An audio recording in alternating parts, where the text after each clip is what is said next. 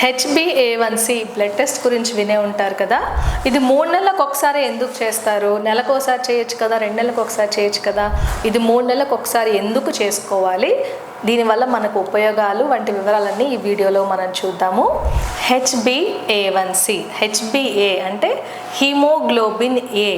Adults బ్లడ్లో అంటే మన బ్లడ్లో చూస్తే 98% వరకు హీమోగ్లోబిన్ ఏ అనే రకం ఉంటుందండి. ఏ ఫర్ అడల్ట్, హెచ్బిఏ అన్నమాట.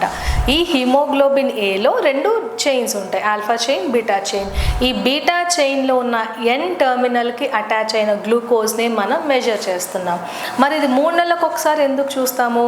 హిమోగ్లోబిన్ A1C అంటే హెచ్బిఏ1, ఈ ఇందులో ఉన్న కాన్సన్ట్రేట్ అయిన గ్లూకోజ్ని మనం మెజర్ చేస్తున్నాము. ఈ ఆర్బీసీ అనేది మన బోన్ మ్యారోలో తయారవుతుంది. అంటే బోన్ మ్యారోలో తయారైపోయి మన బ్లడ్ స్ట్రీమ్లోకి ఎర్ర రక్త కణాలు వచ్చి దాని లైఫ్ స్పాన్ 120 రోజులు, సుమారుగా 3 నెలలు అనుకోవచ్చు. సో ఈ 3 నెలల్లో హిమోగ్లోబిన్లో డిపాజిట్ అయిన గ్లూకోజ్ని మనం హెచ్బిఏవన్సీగా పిలుస్తూ ఉంటాము. నాకు ఒక పేషెంట్ ఉన్నారండి, చాలా దూరం నుంచి వస్తారు. ఆయన వైజాగ్ నుంచి వస్తారు. ఇక్కడ వాళ్ళ బాబు ఉంటారు హైదరాబాద్లో. సో ఆయన బ్లడ్ షుగర్స్ ఇక్కడికి వచ్చినప్పుడు మాత్రం ఖచ్చితంగా కంట్రోల్లో ఉంటాయి. అంటే తినకముందు ఫాస్టింగ్ 110 అలా ఉంటుంది, ఆహారం తిన్న తర్వాత 160 ఉంటుంది. కానీ హెచ్బిఏవన్సీ నేను చెక్ చేసి చూస్తే ఎప్పుడు 10 దాటిపోతుంది. నాకు అదొక క్వశ్చన్ మార్క్ అనమాట. సో దాని గురించి కొన్ని ప్రశ్నలు అడుగుతూ ఉంటాను.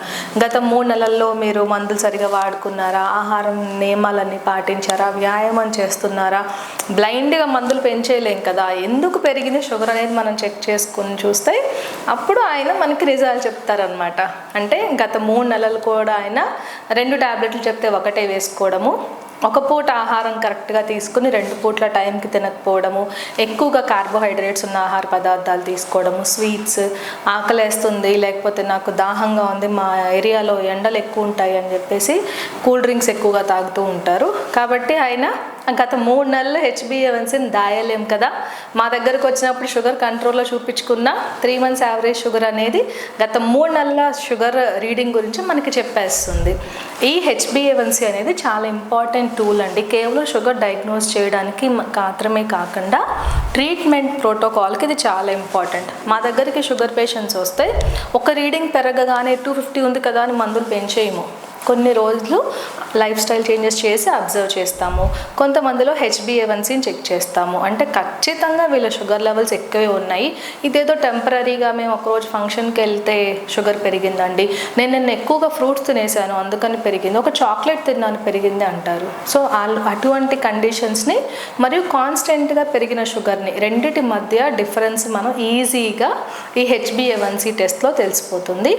హెచ్బిఏవన్సీ నార్మల్ పీపుల్ 5.6 లోపు ఉంటుందండి. 5.7 to 6.4 మధ్యలో ఉంటే దానిని మనం ప్రీ డయాబెటీస్గా పిలుస్తూ ఉంటాము. 6.5 దాటితే దానిని డయాబెటీస్ అంటాము. ఇది మరి ట్రీట్మెంట్కి ఎలా ఉపయోగపడుతుంది అంటారా? కొన్ని వేల మందిలో కొన్ని సంవత్సరాలుగా చేసిన పరిశోధనలు ఉన్నాయండి. DCCT ట్రయల్, UKPDS ట్రయల్స్ అంటాము. ఈ ట్రయల్స్ చేసినప్పుడు హిమోగ్లోబిన్ A1C అంటే హెచ్బిఏవన్సీ కాన్సన్ట్రేషన్ ప్రకారమే దాన్ని బేస్ చేసుకునే కాంప్లికేషన్స్, డయాబెటీస్ కాంప్లికేషన్స్ అన్నీ కూడా వస్తూ ఉంటాయి. అంటే ఉదాహరణకు ఇది డైరెక్ట్లీ ప్రపోర్షనల్ అనమాట. ఎవరిలో అయితే హెచ్బిఏవన్సీ ఎక్కువ ఉంటుందో వాళ్ళలో డయాబెటీస్ కాంప్లికేషన్స్ ఎక్కువగా ఉంటాయి. ఈ పరిశోధనల్లో ఒక ఇంపార్టెంట్, ఇవి ల్యాండ్ మార్క్ ట్రయల్స్ అనమాట. వాళ్ళు ఏమని చెప్పారు అంటే 1% అంటే హిమోగ్లోబిన్ A1 హెచ్బిఏవన్సీ 7 లోపు ఉంటే వాళ్ళు 100% సేఫ్. డయాబెటీస్ కాంప్లికేషన్స్ కూడా వాళ్ళు చాలా రేర్గా చూస్తూ ఉంటాము. అదే ఎవరిలో అయితే 7 దాటిపోయి 1% హెచ్బిఏవన్సీ పెరిగినా కూడా హార్ట్ డిసీజ్ వచ్చే రిస్క్ డబల్ అయిపోతుందండి. న్యూరోపతి వచ్చే రిస్క్ పెరిగిపోతుంది. అరికాళ్ళ మంటలు, కంటి చూపు మందగించడం కూడా ఈ హెచ్బిఏవన్సీకి డైరెక్ట్గా రిలేట్ అయి ఉంటుంది. కాబట్టి షుగర్ కంట్రోల్ చేసుకోవాలంటే 1 day 2 days కాదండి, ఇది ఒక పర్సిస్టెన్స్ అనమాట. అంటే కన్సిస్టెంట్గా చేయాలి ఎవ్రీ డే.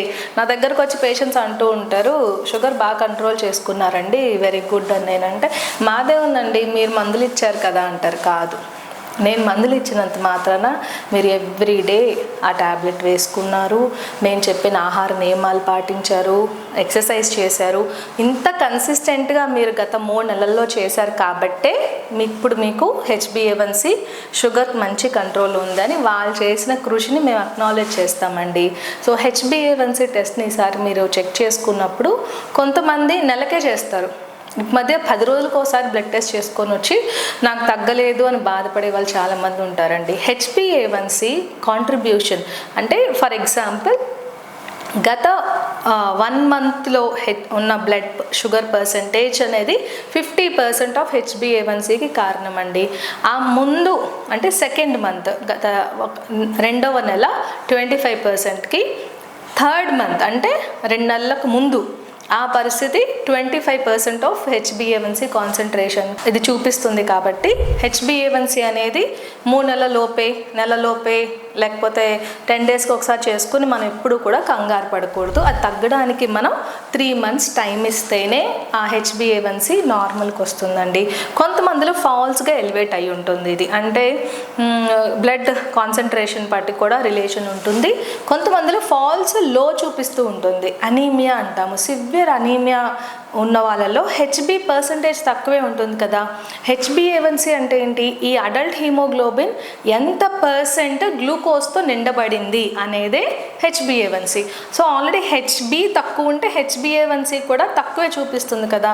ఎవరిలో అయితే హీమోగ్లోబిన్ 8 ఉంటే వాళ్ళ HbA1c నాకు 9 కదా అండి ఉన్నట్టు కాదు, 9 కాదు, యాక్చువల్ షుగర్ రీడింగ్ 11, 12 అయి ఉంటుంది, అంటే హై షుగర్ ఉన్నట్టు అనమాట. కాబట్టి HbA1c అనేది కేవలం బ్లడ్ టెస్టే కాదండి, ఇది డయాగ్నోసిస్తో పాటు మనకి ట్రీట్మెంట్కి, డయాబెటీస్ని రివర్స్ చేయడానికి కూడా చాలా సహాయపడుతుంది.